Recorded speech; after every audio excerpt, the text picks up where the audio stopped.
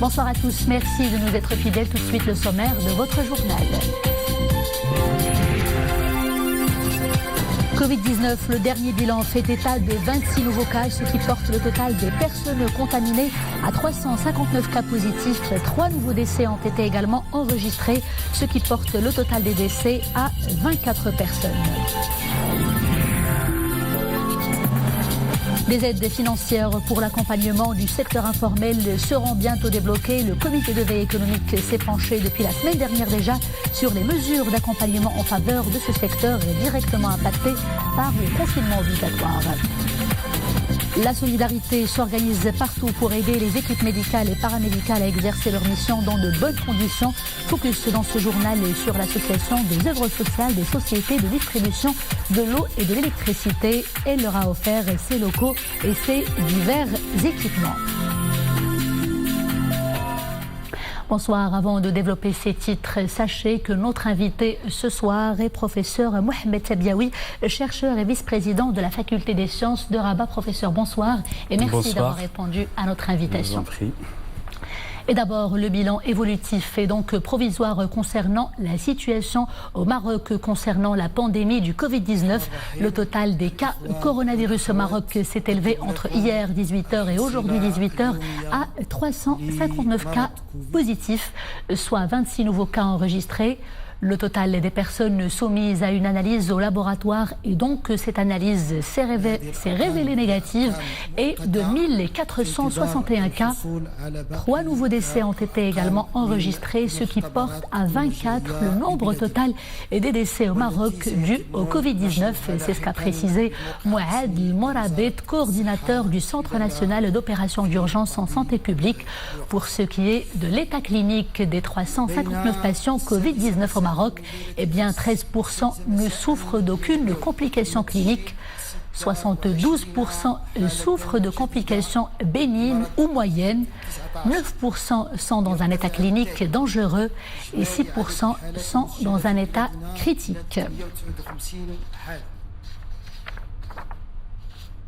Des aides financières pour l'accompagnement du secteur informel seront bientôt débloquées. Réuni lundi dernier, eh bien, le comité de veille économique s'était focalisé sur les mesures d'accompagnement en faveur du secteur informel qui est directement impacté par le confinement obligatoire. De par la complexité et l'ampleur de la problématique, il a été décidé de traiter cette problématique en 2 phases, annonce le ministère de l'économie, des finances, de la réforme de l'administration. Les principaux points tout de suite avec Mohamed Elchkar. Dans une première phase, les ménages ramédistes opérant dans l'informel qui n'ont plus de revenus du fait du confinement obligatoire peuvent bénéficier d'une aide de subsistance, une aide qui sera servie par le Fonds spécial pour la gestion du Covid-19, créé par Sa Majesté le Roi Mohamed VI. انطلاقا من يوم الاثنين المقبل إن شاء الله يعني يوم 30 مارس فبإمكان مختلف. À partir d'après-demain, lundi 30 mars, les chefs de ménage porteurs de la carte Ramed, valide au 31 décembre 2019, peuvent envoyer un SMS au numéro 1212 indiquant le numéro de la carte Ramed. يحمل لإرسال بطاقة الرماد نتاعهم. معناه أن الأمور بسيطة جدا، بإمكان كل رب أسرة أنه يبعث للرقم 1212 رقم البطاقة الرماد نتاعهم. Les différentes déclarations vont permettre aux chefs de ménage de recevoir à partir de lundi 6 avril des aides financières substantielles qui s'élèvent à 800 dirhams pour les ménages de 2 personnes ou moins. يعني شخصين فما تحت قد يتوصلوا بإعانة مالية تقدر ب 800 درهم. 1000 dirhams pour les ménages formés de 3 à 4 personnes et 1200 dirhams pour les ménages de plus de 4 personnes. قدرها 1200 درهم شهريا. وكما سبق التوضيح. Ces aides financières seront débloquées à partir du fonds Covid-19 créé et opérationnalisé sur haute directive de Sa Majesté le Roi Mohamed VI. Que Dieu le préserve. La distribution des aides financières se fera progressivement à compter donc du lundi 6 avril, afin de respecter les mesures préventives dictées par la pandémie. Et en cette période de solidarité et de grande mobilisation, toute déclaration volontairement non fondée est passible de poursuites judiciaires. Pour ce qui est de la phase 2, elle couvrira les non-ramédistes opérant dans l'informel qui ont perdu leurs revenus à cause du confinement. Pour leur part, ils bénéficieront des mêmes montants des aides. Le comité de veille économique se penchera dans les jours à venir pour mettre sur pied une vision pour les modalités informatiques et techniques en vue de faire parvenir ces aides financières aux non-ramédistes opérant dans l'informel. Ces mesures seront annoncées avant vendredi prochain. Le lancement d'une plateforme électronique dédiée au dépôt des déclarations sera donc bientôt annoncé pour ces deuxièmes catégories de bénéficiaires. Sur haute instruction de Sa Majesté le roi Mohammed VI, chef suprême et chef d'état-major général des forces armées royales, la médecine militaire prend part conjointement avec son homologue civil à la délicate mission de lutte contre la pandémie du Covid-19. Les hôpitaux des différentes régions du royaume ont été renforcés. Objectif, permettre aux citoyens de bénéficier d'un meilleur accès aux différentes prestations médicales. Exemple tout de suite à Tiznit avec Hijab Tamek et Nisri El-Hamdaoui. Tout un staff médical militaire en ordre de bataille contre le Covid-19 à l'hôpital provincial Hassan Ier à Tiznit. Il vient épauler ses compagnons de devoir, les cadres médicaux civils de cette structure dans la prise en charge des personnes atteintes du virus. Cette union entre la médecine militaire et civile intervient suite aux hautes instructions de Sa Majesté le Roi, chef suprême et chef d'état-major général des forces armées royales. تنفيذا للتوجيهات الملكية السامية لصاحب الجلالة الملك محمد السادس نصره الله التحقت بنا. En exécution des hautes instructions de Sa Majesté le Roi, une équipe médicale militaire composée de 20 cadres nous a rejoints dans le cadre du renforcement des efforts de prise en charge des éventuels cas de coronavirus à l'hôpital provincial de Tiznit. Toute la structure est sur le pied de guerre pour soigner les personnes touchées par le virus. الإقليمي لتيزنيت واللي على أهبة الاستعداد للتكفل بالحالات المحتملة. L'hôpital provincial Hassan Ier à Tiznit s'est donné les moyens d'une bonne gestion de la pandémie, avec à la clé l'aménagement des salles de réanimation et d'isolement, ainsi que le renforcement des équipements logistiques et médicaux. Aussi, un programme de travail conjoint a été élaboré entre les cadres médico-militaires et leurs homologues civils, afin de coordonner leurs actions et maîtriser au mieux la prise en charge des personnes atteintes du Covid-19. Vous vous êtes certainement précipité en pharmacie pour vous en procurer en ces temps d'épidémie. Je vous parle des solutions hydroalcooliques qui sont victimes de leur succès, il faut le dire, dans les officines. Leur usage est fortement recommandé pour désinfecter les mains et c'est ce qui a poussé une équipe de chercheurs au sein de la faculté des sciences relevant de l'université Mohammed V à Rabat à développer une préparation chimique d'un désinfectant.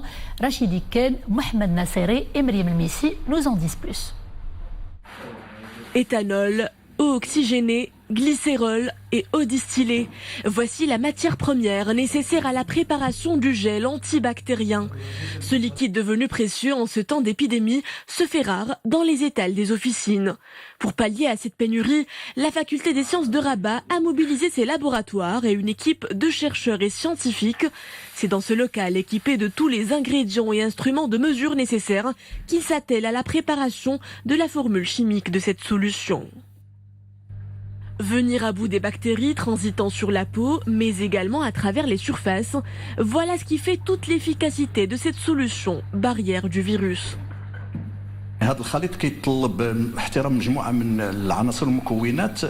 Ce mélange d'ingrédients n'est pas fabriqué aléatoirement. C'est une formule qui respecte les normes internationales recommandées par l'OMS, que ce soit en texture ou en teneur. En plus d'additifs en extrait d'huile végétale. Pour produire un maximum de flacons, le laboratoire tourne à plein régime. Avec lui, joue à plein une inébranlable solidarité. Une contribution scientifique active qui vient renforcer le combat mené d'arrache-pied contre l'épidémie dans tout le Maroc. Et pour parler de tout cela bien longuement et élucider les zones d'ombre concernant les désinfectants, nous sommes avec professeur Mohamed Tabiaoui, chercheur et vice-président de la faculté des sciences de Rabat, qui relève de l'université Mohamed V de Rabat. Professeur, bonsoir. Bonsoir. Donc, vous le savez mieux que nous certainement, la science au service de l'homme, cela a été la devise des Lumières et des siècles précédents même. Et il faut dire que vos confrères honorent bellement cette devise. Nous l'avons vu pendant le reportage, ils se sont consacrés, ils ont mobilisé leur laboratoire à la fabrication d'une bonne formule de désinfectant. Nous l'avons entendu également pendant le reportage, la production tourne à plein régime, mais est-ce que vous avez de la visibilité déjà par rapport à la distribution et comment cela va-t-il s'organiser, on va dire? Merci pour cette question. Alors, tout d'abord, donc, comment est venue l'idée justement de préparer cette solution-là? C'est suite justement à la pénurie un petit peu des gels qui se trouvent. Il n'y avait plus de gel dans les pharmacies, bon, il y avait une panique. Et au sein de notre établissement, donc, il y avait justement ce discours, comment les gens allaient faire et tout. Et il y a l'OMS qui avait lancé justement une formulation. C'est quoi une formulation? C'est un mélange dans lequel il y a un certain nombre de produits. Sauf que ces produits-là, c'est pas n'importe qui va les faire, qui va les mettre ensemble. Il faut justement avoir des proportions, respecter les proportions, respecter la durée de... Je vais en parler tout à l'heure, parce qu'une fois qu'on a préparé la solution, il faut la laisser reposer 72 heures. Pourquoi les 72 heures? On va le voir.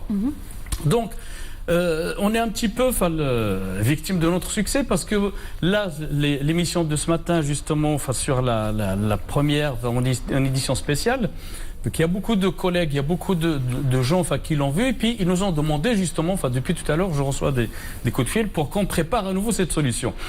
Donc, de toute façon, on va la faire, on va la préparer, on va essayer de faire le mieux que l'on puisse faire. Donc ça c'est clair, pour essayer de rendre service à tout le monde. Et donc, peut-être que vous pouvez leur communiquer la bonne recette et qu'ils s'exercent à la chose aussi à leur niveau dans différents...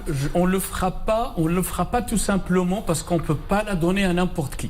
Pour un chimiste, c'est très facile, donc il y a pas de problème. Pour un chimiste, un biologiste, quelqu'un qui sait manipuler au sein d'un laboratoire, la recette, elle est très facile à utiliser. Elle contient de l'éthanol avec un degré bien précis. Elle contient de l'eau oxygénée. Elle contient du glycérol. Et puis, elle contient de l'eau distillée. Vous voyez, c'est des composés qui sont très simples et qu'on peut mélanger très facilement. Mais, il y a un mais. C'est celui justement du degré d'alcoolémie de l'éthanol, du pourcentage de l'eau oxygénée. L'oxygéné qu'on va trouver dans le commerce, elle est de 50%. Or, dans la formulation, on ne demande que 3%. D'accord? L'eau oxygénée, comme vous le savez, c'est un petit peu ce qu'utilisent les demoiselles, les dames pour se teindre les cheveux. C'est quand même quelque chose de très fort, c'est un décapant presque. Donc, il ne faut pas l'utiliser avec des concentrations très fortes. Il faut l'utiliser à bon escient. Donc, juste ce qu'il faut voilà, avec un bon dosage. Et donc, la formulation, ce mélange-là, donc, on remplit les flacons que vous avez vus à la télé, donc on les remplit, puis on les laisse 72 heures. Pourquoi les 72 heures? Parce que l'alcool qu'on utilise, malgré ce qu'on puisse comprendre, peut contenir certaines bactéries. Les flacons, même s'ils sont stérilisés, peuvent contenir certaines bactéries. Donc on les laisse 72 heures, le temps justement d'assainir toute la solution pour qu'elle soit utilisable. Donc maintenant, bien sûr, il faudrait qu'on fasse le nécessaire pour fournir à tout le monde. Justement, qui va en bénéficier? Comment la distribution? On n'a pas justement de liste ni rien. Donc, pour le moment. Au début, on a commencé par notre établissement, d'accord. Donc, j'avais pensé au niveau de toute l'université. Donc, on a commencé dans notre équipe par la faculté des sciences. On est limité par justement la disponibilité de l'alcool, de l'éthanol. L'éthanol, d'après ce qu'on m'a dit, les distributeurs sont en rupture de stock. Parce que tout le monde se l'arrache en ce moment. Voilà, tout le monde essaie de l'avoir parce que la formulation, on peut la faire. Les pharmaciens peuvent la faire, les médecins peuvent la faire. Il suffit d'avoir un laboratoire avec du matériel, d'accord, qui puisse doser dans des béchers dans des flacons qui sont très grands, enfin, pour faire le mélange. Et puis voilà, on peut le faire. Mais c'est la matière première. Et la matière première, c'est de l'éthanol, justement, avec son degré principal. Et comme désinfectant aussi, nous parlions tout à l'heure de gel hydroalcoolique qu'on s'arrache aussi dans les pharmacies. Certaines pénuries ont été enregistrées avant l'intervention des autorités pour que le marché soit à nouveau, pour que ces produits soient à nouveau disponibles dans le marché et pour satisfaire les besoins qui connaissent un pic en ce moment. Eh bien, quelles sont les recommandations de l'OMS? Vous avez évoqué l'OMS concernant la composition chimique de ces gels. Alors, la composition de l'OMS, c'est une solution, ce n'est pas un gel. D'ailleurs, ça aussi, c'est quelque chose de très important parce qu'il y a beaucoup de gens, quand on leur prépare la solution, ils sont surpris, ah ben c'est pas un gel, c'est une solution. Oui, c'est une solution, il n'y a pas besoin de gel. Et justement, le fait d'ajouter un gel peut dénaturer. Quelle est la différence entre les deux pour le commun des mortels, pour les gens qui...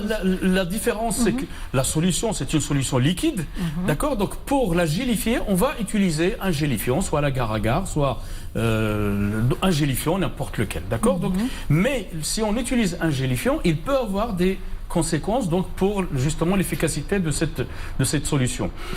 Au même titre, par exemple, on peut ajouter pour l'odorifier, pour lui donner justement une odeur à cette solution-là, on peut ajouter, comme on est en laboratoire de substances naturelles, on a pensé justement ajouter des huiles essentielles.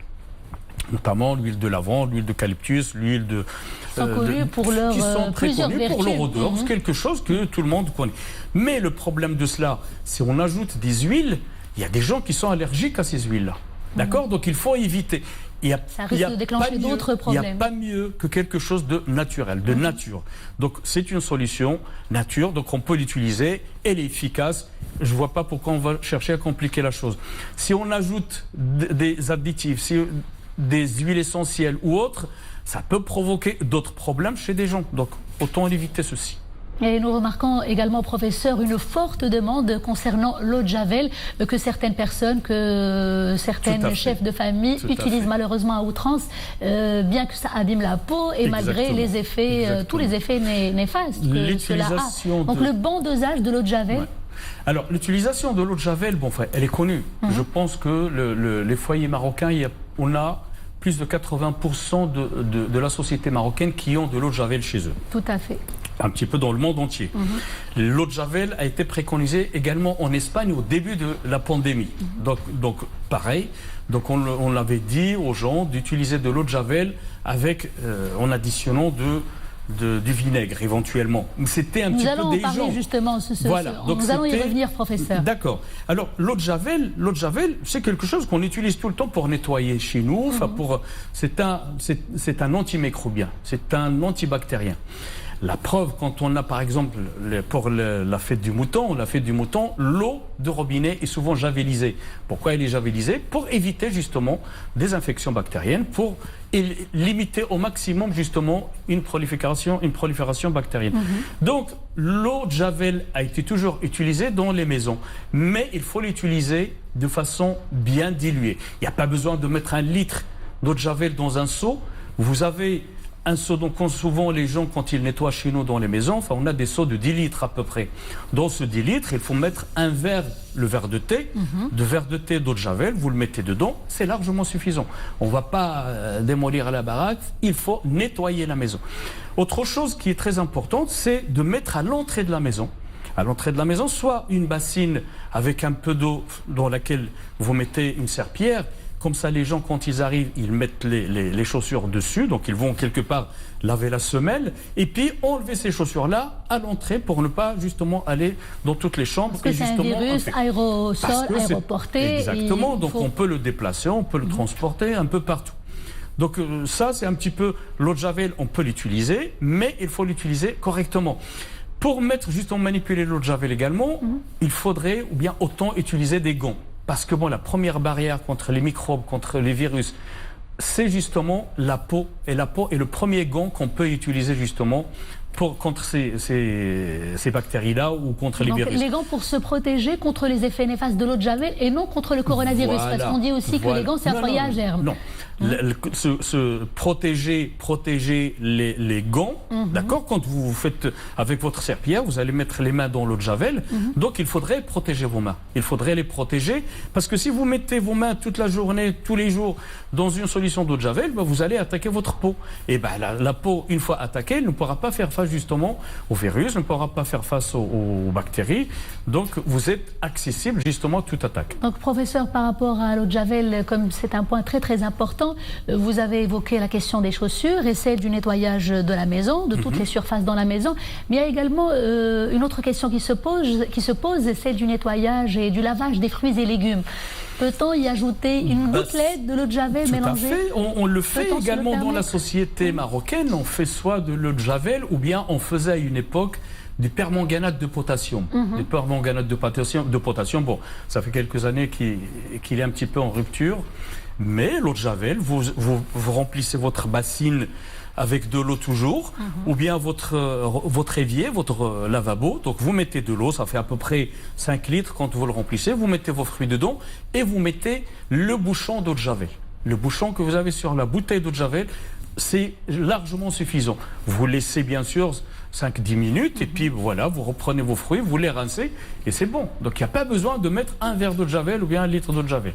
D'accord? Et ce sont des doses qu'il faut et les doses sont suffisantes. Il faut les connaître, c'est tout. Très bien, professeur. Mais certaines personnes ajoutent à l'eau de javel du vinaigre. Vous avez parlé de cela tout à fait.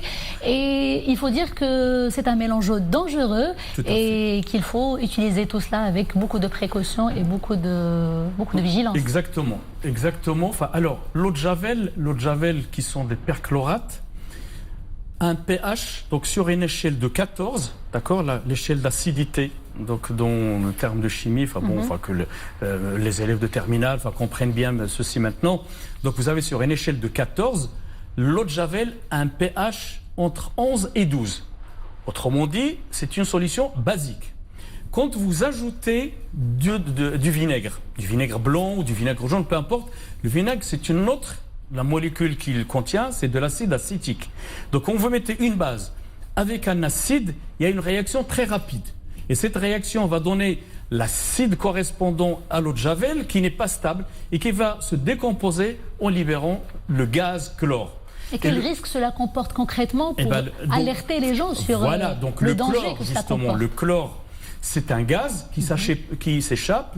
Il y a des émanations très importantes et le fait de les respirer tout de suite d'ailleurs, donc certainement que c'est arrivé dans pas mal de foyers, tout de suite on va tousser et on va sentir des maux au niveau de la poitrine. Donc pour quelqu'un qui veut se protéger contre le coronavirus, et le coronavirus donc il attaque en premier les poumons, il s'expose justement, il s'affaiblit lui-même. Au lieu de régler un problème, au lieu de régler un problème, il va créer un autre problème. Bien, professeur. Donc, moi, ce que je dis aux gens, il n'y a pas besoin d'ajouter du vinaigre, ni blanc, ni jaune, ni rien du tout. Ce n'est pas la peine d'ajouter du vinaigre. Vous prenez votre eau de javel, vous faites une solution diluée dans un seau d'eau qu'on utilise d'habitude pour laver la maison. Vous prenez un verre d'eau de javel, d'accord, un verre de thé, vous le remplissez d'eau de javel et vous le mettez, vous mélangez avec votre main, avec les gants, d'accord. Si vous n'avez pas de gants, il y a des louches, il y a ce qu'on veut, d'accord. Et puis vous mettez votre serpillière dedans, avec un balai, vous la passez directement, d'accord. Il n'y a pas besoin. Donc récapitulons, faire attention à ce dangereux mélange. C'est pas la peine de l'utiliser. Ce mélange n'est même pas nécessaire. L'eau de javel suffit largement avec un bon dosage. Merci professeur pour toutes ces précisions. Merci d'avoir répondu à nos questions. L'alimentation, autre point auquel nous accordons une importance toute particulière en cette période de crise sanitaire.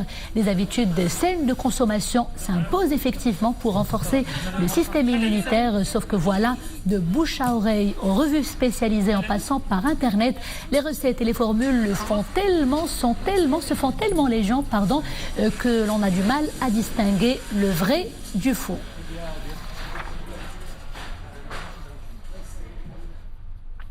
Et pour y voir plus clair, justement, rejoignons tout de suite professeur Abdeltif Bour.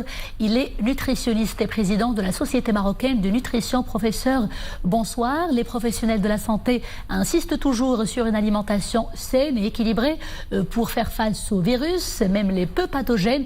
Et là, avec le coronavirus, il faut dire que nous avons affaire à un virus qui est hautement pathogène. D'abord, une question toute simple, professeur. Comment booster notre système immunitaire en cette période de confinement? Bonjour et merci pour l'invitation. Au fait, la réponse à cette question, elle est très très simple parce qu'on entend toujours pratiquer une alimentation équilibrée, variée. Alors, si on a une alimentation variée et équilibrée, non seulement on aura une bonne immunité, mais nous aurons apporté tout le nécessaire en macronutriments, c'est-à-dire glucides, lipides et protéines, et en micronutriments, c'est-à-dire les minéraux et les vitamines. Et là, tout ça est nécessaire. Quand il y a une carence, il y a une immunité assez faible, et quand il y a un excès, il y a une immunité assez faible. Et là, je vous dirais qu'il faudrait prendre un peu de tout. Et il faudrait aussi faire attention parce que pendant cette période de confinement, peut-être que les choses risquent de tourner à l'envers, comme vous avez dit tout à l'heure en vous écoutant. Pourquoi? Parce que les gens vont pratiquer certains comportements qui ne sont pas bons pour l'immunité. À savoir, par exemple, une mauvaise alimentation, trop riche, une grande quantité d'alimentation, beaucoup de gras, beaucoup de salé, beaucoup de sucré. Vous savez, le stress, c'est pour les gens addictés, comme ça, pour le sucré, etc. Beaucoup de sédentarité, ils ne sont pas actifs physiquement, les gens, ils regardent beaucoup de films, ils écoutent tout, ils sont stressés, ceci amène à un cercle vicieux, on est stressé, on va manger beaucoup, on va, et donc au lieu d'avoir une période de confinement qui va régler un problème, il va créer un autre. Pour cela, j'ai des conseils, si vous voulez, je peux les dire maintenant ou après, comme vous voulez. Avez-vous une autre question, madame? Non, bien évidemment, professeur, vous avez évoqué à l'instant cette question de sédentarisation, cette période de confinement, et comme on le sait tous, cela nous amène à parler du sport, qui est un excellent moyen pour consolider notre système immunitaire et mieux faire face au virus qui nous attaque, sauf que voilà, avec le confinement généralisé, cela devient difficile, mais les citoyens peuvent également faire peut-être entreprendre quelques exercices sportifs chez eux, n'est-ce pas, professeur? Oui, moi, je préfère parler d'activité physique au lieu de sport. Pourquoi? Parce que le sport, ça nécessite beaucoup d'espace et en général, on conseille toujours activité physique. C'est suffisant d'avoir quelque chose comme 30 minutes, de bouger. Si vous avez des escaliers, vous allez monter ces escaliers, aller dans votre terrasse. Si avec vos enfants, vous allez faire des petits jeux, des petites activités, etc. C'est histoire de faire circuler un peu le sang dans l'organisme, mais aussi histoire de bouger et de perdre un peu d'énergie, de dépenser de l'énergie et ne pas tomber dans le surpoids et l'obésité. Et qui dit surpoids et obésité va dire inflammation et va dire donc immunité qui va s'affaiblir. Et à ce moment-là, le coronavirus, bien sûr, pourra faire son affaire. C'est clair. Alors il faudrait lutter contre ça de toutes les... Les problèmes qui risquent d'en appeler. Et là, j'ai autre chose à... Allez-y, professeur. J'ai d'autres choses à dire. Pendant cette période de confinement, il vaut mieux rester actif, comme j'ai dit, mais aussi veiller à avoir un sommeil réparateur et le nombre d'heures qu'il faut. Pas seulement beaucoup d'heures, pas beaucoup d'heures, je dirais. Et autre chose, quand je parle de sommeil réparateur et je parle d'autres choses, il faudrait boire de l'eau, beaucoup d'eau pour se réhydrater. D'abord se réhydrater. En cas de fièvre, ça peut atténuer la fièvre, mais aussi parce que ce virus, comme tous les virus, ils aiment beaucoup quand la cavité buccale et la gorge sont sèches et sont, on va dire, froides. Donc, il faudrait à chaque fois prendre des petites gorgées d'eau. Donc, boire de l'eau, bien s'hydrater, bien dormir. Oui. Donc bien s'hydrater, Oui. bien dormir, avoir les 7 ou les 8 heures recommandées par rapport au sommeil et opter pour une alimentation saine. Sommeil et justement par rapport à l'alimentation, je reviens sur les recettes et les conseils qui prolifèrent, on va dire, partout. On en a lu et on en a entendu des choses, professeur, en cette période, notamment sur l'efficacité des solutions liquides tièdes avec lesquelles on peut se gargariser la bouche pendant cette période. Cela est-il vraiment à en finir avec le virus, professeur? C'est cela la question. J'allais continuer pour arriver à ce point pour vous dire que pourquoi il faudrait prendre des petites gorgées et les laisser séjourner jusqu'à 30 secondes dans la cavité buccale et dans la gorge. C'est parce que, scientifiquement, et beaucoup d'études l'ont montré, les virus vont être piégés et ne vont pas se multiplier. Et à force de répéter ça chaque 5 minutes, 10 minutes avec une bouteille d'eau à côté, on va donc essayer d'éliminer ces virus et de quand même entraver leur croissance, leur prolifération et leur multiplication. Alors pourquoi les solutions liquides, on en parle beaucoup? C'est pour cette raison d'abord, parmi les unes. Parmi les autres, c'est que ces boissons chaudes, de préférence des soupes, par exemple, des jus aussi froids, mais pas très froids, des jus nature, etc. Ça laisse quand même, surtout les soupes, si je parle des soupes légumes avec le poulet de préférence, le poulet, jusqu'à présent, on ne sait pas scientifiquement comment ça se passe, les mécanismes, etc. Mais il s'avère, d'après les études, que c'est le plus performant.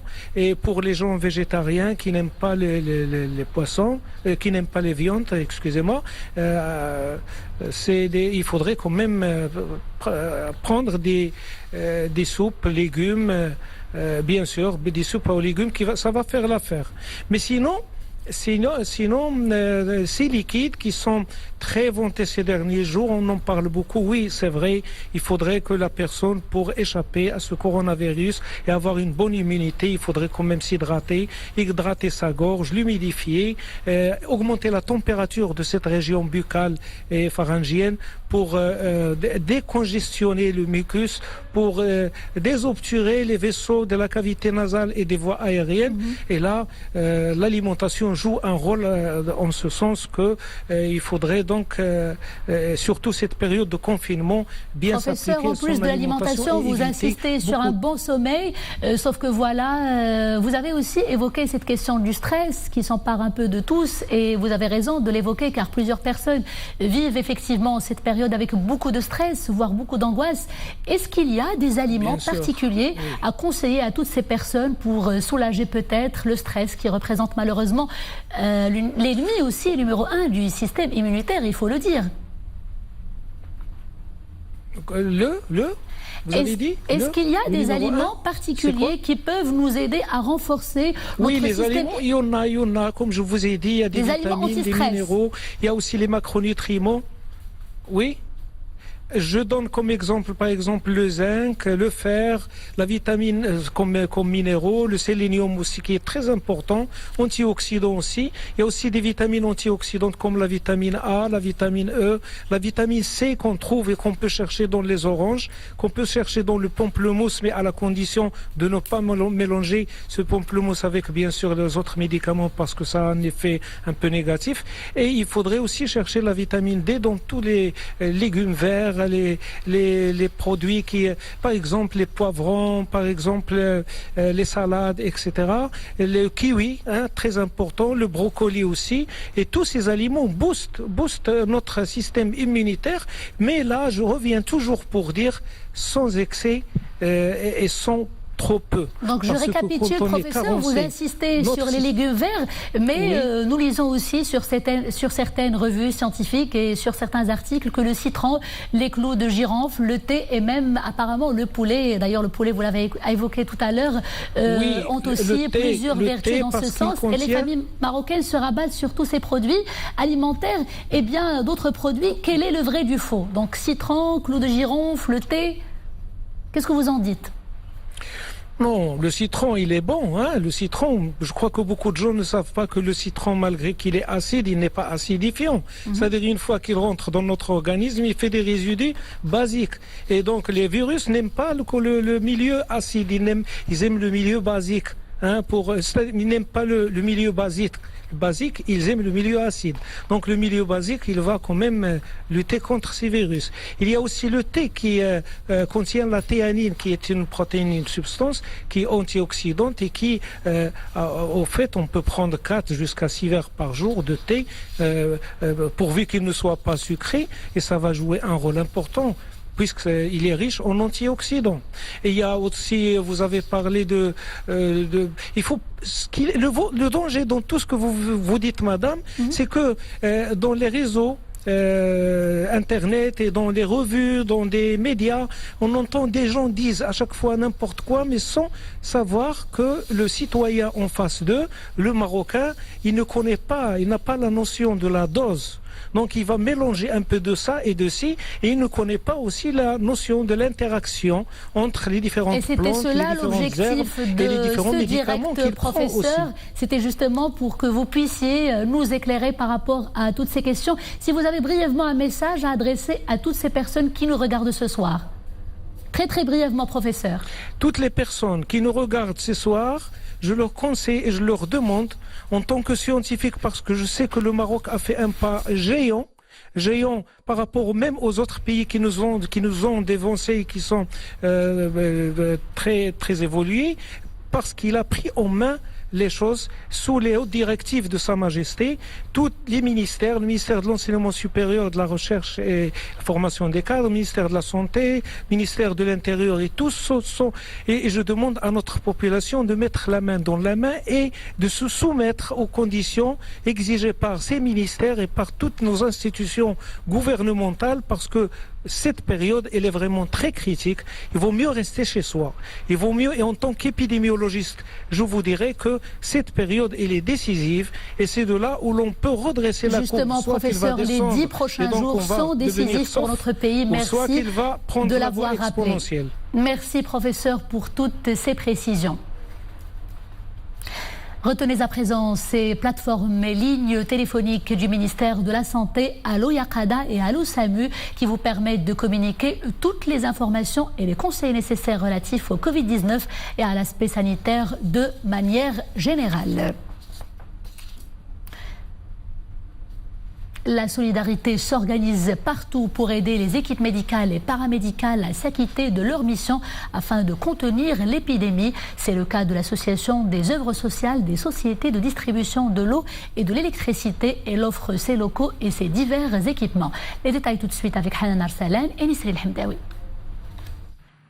Cet hôtel du complexe des œuvres sociales des sociétés de distribution de l'eau et de l'électricité s'apprête à accueillir le personnel médical et paramédical œuvrant dans les structures de santé de la ville de Témara. Dans un élan de solidarité, l'association des œuvres sociales de cette association le met à la disposition du personnel soignant en première ligne du combat contre le Covid-19. Nous avons mis à la disposition du personnel médical l'hôtel se trouvant au sein du complexe social Ahmed Khalili à Témara, mais pas seulement. Ils auront également droit à un minibus qu'ils pourront utiliser dans leurs déplacements pour une durée illimitée.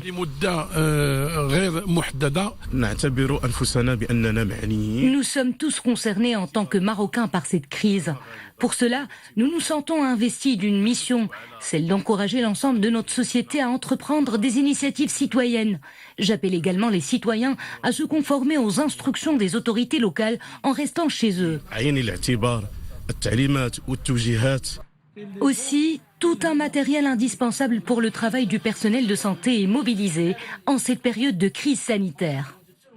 C'est une action de donation de bottes pour le personnel de la santé qui exerce au niveau de la salle d'isolement pour être protégé. Et puis c'est un don de solutions hydroalcooliques qui sont maintenant vraiment très importants pour nous parce qu'on n'arrive pas vraiment à trouver ces solutions. L'ensemble du staff médical que compte la ville de Témara est mobilisé dans ce combat contre le Covid-19. Nous remercions les acteurs de la société civile qui nous aident à nous acquitter de notre mission dans les meilleures conditions possibles. L'association des œuvres sociales des sociétés de distribution de l'eau et de l'électricité a mis à la disposition de l'ensemble des ressources médicales et paramédicales ces 8 complexes des œuvres sociales situés dans différentes régions du royaume. Et rappelons que le formidable élan de solidarité nationale a été déclenché par la création sur haute instruction royale du Fonds spécial pour la gestion du coronavirus. Vous pouvez également verser des dons pour ce fonds. Si le virement est émis au niveau national, sachez qu'il faut préciser le RIB du bénéficiaire, le nom du bénéficiaire et l'objet du virement suivant les indications qui s'affichent à l'instant même à l'écran. Pour les virements émis de l'étranger, il faut également préciser les modalités qui s'affichent à l'écran. Les personnes intéressées peuvent également procéder au versement de leurs dons en espèces ou par chèque bancaire auprès des comptables publics relevant de la Trésorerie générale du Royaume ou alors auprès des agents comptables des missions diplomatiques et postes consulaires du Maroc à l'étranger. Et vous pouvez également verser des dons à ce fonds spécial par l'envoi d'un SMS au numéro 1919 lancé par le ministère de l'Économie, des Finances et de la Réforme de l'Administration. Le service est déjà opérationnel. Cela représente un don de 10 dirhams. Et en ces temps de crise sanitaire, les diffuseurs des fake news ont fait des réseaux sociaux et des autres plateformes électroniques un terrain propice à la diffusion d'informations mensongères. Face à cette fabrique digitale qui prêche le faux au risque de nourrir la psychose générale, eh bien l'État se montre très ferme. Les auteurs de telles informations risquent, rappelons-le, des peines de prison allant de 2 mois jusqu'à 3 ans. C'est un reportage de Mohamed Laroui à Casablanca. Le récit est signé Mounia Marouche. À l'ère de tout numérique, les fake news prolifèrent malheureusement très rapidement sur les réseaux sociaux. Ils peuvent dérouter certains lecteurs, nourrir la psychose et désinformer l'opinion publique. Cette fabrique digitale mensongère ne cesse de prendre de l'ampleur, notamment face à cette crise sanitaire actuelle. Les fake news constituent une arme qui peut détruire toute une société et nuire même à l'économie d'un pays. Face à la conjoncture actuelle, les citoyens doivent être prudents et doivent uniquement s'appuyer sur des sources crédibles et fiables, celles du ministère de la Santé.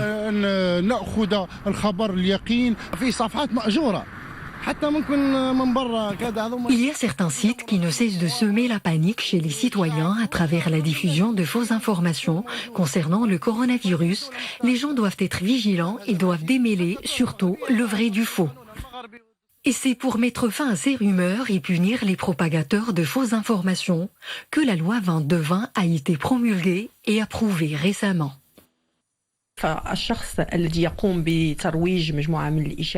Toute personne qui fait propager sur des réseaux sociaux des rumeurs mensongères risque, selon le droit pénal, une peine d'emprisonnement de 2 à 6 mois et d'1 an à 3 ans ou de 6 mois à 3 ans selon la gravité du délit et des amendes.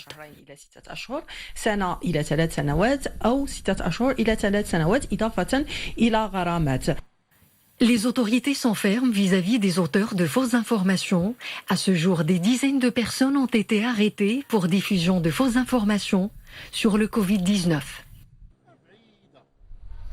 Une mobilisation donc sur tous les fronts pour tordre le cou aux fake news. Et dans la même lignée, sachez que le parquet a jusqu'ici engagé des poursuites contre 56 individus pour avoir publié justement de fausses informations au sujet de la propagation du Covid-19. C'est la présidence du ministère public qui l'a annoncé. Sachez qu'il a été également procédé à l'arrestation d'environ 450 personnes pour, je cite, violation de l'état d'urgence sanitaire depuis son entrée en vigueur le 24 mars. Pour rappel, tout contrevenant aux directives de l'état d'urgence est passible notamment d'une peine d'1 mois à 3 mois de prison, assortie d'une amende de 300 à 1300 dirhams ou l'une des 2 peines sans préjudice de la sanction la plus lourde. Et notez également ce démenti de la DGSN. La Direction Générale de la Sûreté Nationale dément catégoriquement la véracité de 2 séquences vidéo qui circulaient ce matin. 2 vidéos qui montraient des individus jetant des pierres sur des éléments des forces publiques, accompagnés de commentaires prétendant qu'il s'agit d'émeutes ayant coïncidé avec les mesures de confinement prises pour lutter contre la propagation de l'épidémie du coronavirus à Casablanca et à Meknès. Eh bien, les enquêtes enquêtes et les investigations techniques menées par les services de sûreté nationale ont montré qu'il s'agit d'une ancienne vidéo dont le contenu et le contexte réel avaient été déformés à travers un montage.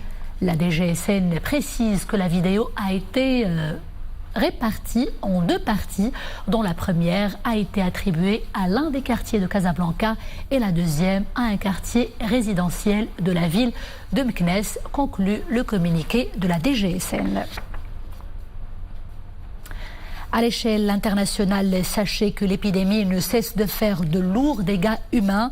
Cap d'abord sur les États-Unis qui ont gagné le triste titre du pays comptant le plus de cas. On dénombre désormais plus de 100 000 personnes infectées et plus de 1600 morts.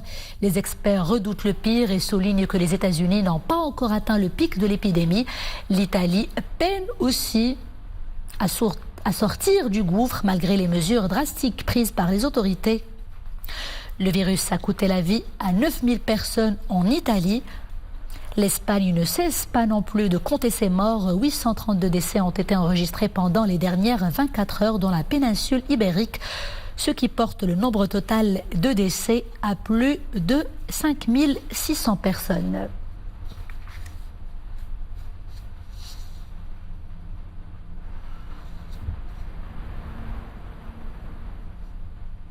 Retour chez nous, Naaman Lahlou, un artiste d'une grande sensibilité. Il a chanté, comme vous le savez, la beauté et la diversité du Maroc. Il a également chanté la douceur de la vie d'autrefois et l'incurable nostalgie à l'enfance. Et en ces circonstances sanitaires exceptionnelles, il nous revient avec une chanson citoyenne, Fête d'espoir, manière de dire à tous les Marocains, restez chez vous et qu'ensemble, nous laisserons la crise bientôt derrière nous. Regardons et écoutons.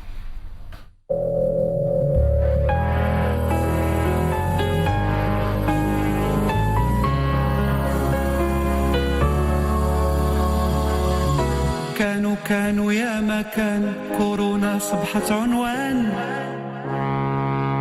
كانوا يا ما كان كورونا صبحت عنوان وقت الشدة فينا طيبة فينا معدن لازم يبان لازم يبان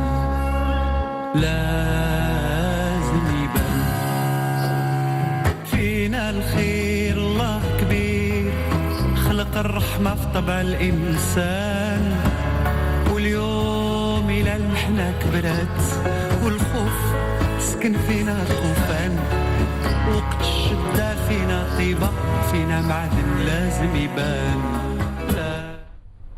Voilà, merci d'avoir été des nôtres et restez surtout chez vous, Bqaf Darak, pour votre santé, pour l'intérêt général de tous. À très bientôt.